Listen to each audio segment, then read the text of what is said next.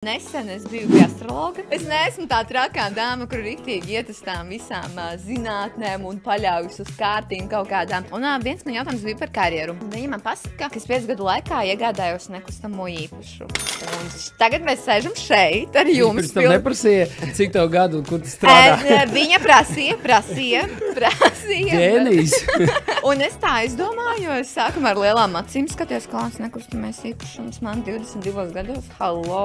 Nē, es zinu, ka es pelnu labi, bet vienkārši ar jūsu sarunu es sāku aizdomāties, ka iespējams tā kā, kāpēc gan ne? Un man kā influencerei izīrēt dzīvokli nebūtu grūti. Jauniešiem par to ir jāizdomājas, es to nereklamēju. Vienkārši es saku, ka tāda iespēja ir un tā vispār nav problēma. Un tas nav nekas grūts, tas ir elementāri. Tev viss pats no sevis tur notiek, atklāt sakot. Tu vienkārši saproti, vai tev patīk, cik tev mēnesī jāmaksā būs. Ok, tev ir saistības, bet, ja tu viņu var tāpat izīrēt, tad, kādas tās ir saistības, tas ir risks arī nepirkt. Beigās tev ir 70 gadi un tev nekā nav.